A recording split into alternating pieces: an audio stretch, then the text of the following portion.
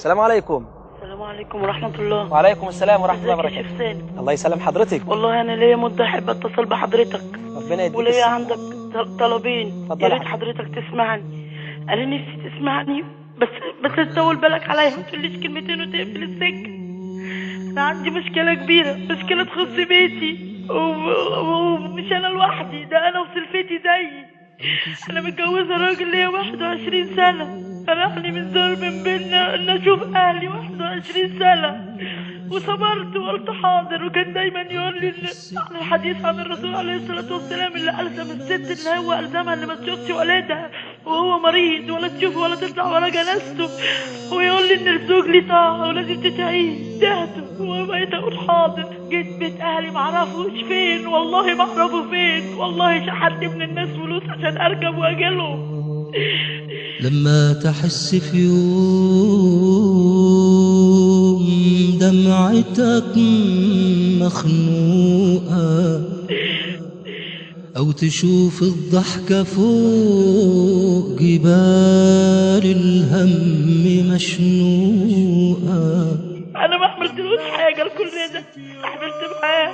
ما بنزلش من البيت غير رجلي على رجله، ما نزلش اجيب حاجه من الشارع اقول حاضر، ماليش ان افتح. والله شباكي مقفول بقفل وبلكونتي مقفوله بقفل.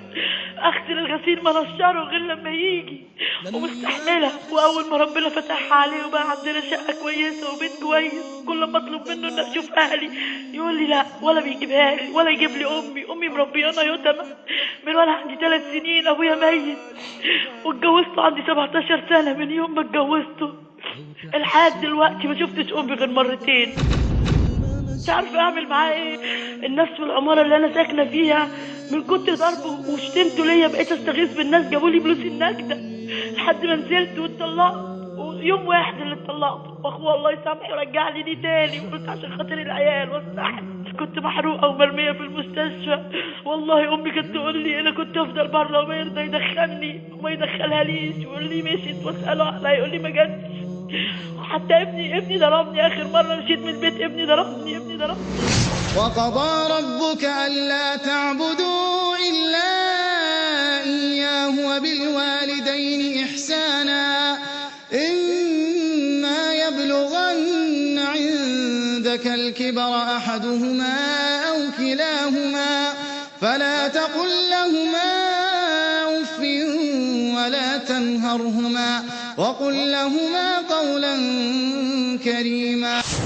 وابن اخوه اللي انا ربيته وانا داخله البيت عنده 3 سنين شتمني. اخوه كان واقف يتفرج عليا وانا بتضربه بالشتم. انا مشيت من البيت بطريقه مهينه، نزلني ومش عايز كان ينزلني. نزلت قلت له لا لازم هنزل، مش هطيق استحمل الضرب.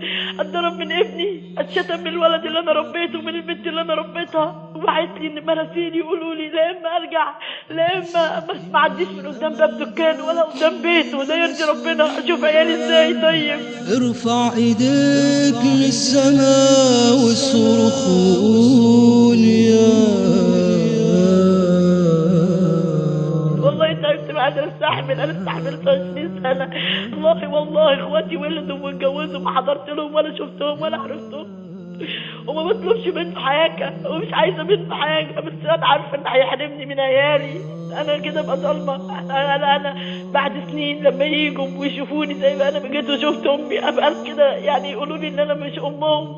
انا كده ما بقاش امهم. انا خايفه من كده بس. الخوف من ربنا. مفيش خوف من ربنا، مفيش خوف. آخر وصية وصاها النبي الصلاة وما ملكت أيمانكم، وركز فيها بالله عليكم. شفتوا النبي ظلم زوجة من أزواجه إزاي؟ واحد يمنع زوجته عن أهلها 20 سنة، ده خريف. مفيش آية في القرآن ولا حديث يقول لي زوج امنع زوجتك عن أهلها. واتقوا الله الذي تساءلون به والأرحام. اتقوا الله في الإسلام. فين الخوف من ربنا يا اخوانا؟ فين الخوف؟ ده نموذج من 100,000 نموذج، ده مش نموذج واحد. ده الظلم واضح بين. عشان كده عمال اقول يا اخوانا خافوا من ربنا.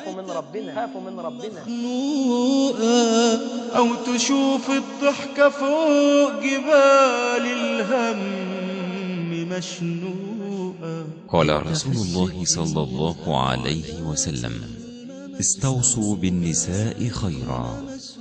رواه البخاري. ارفع ايديك للسماء واصرخ وقول يا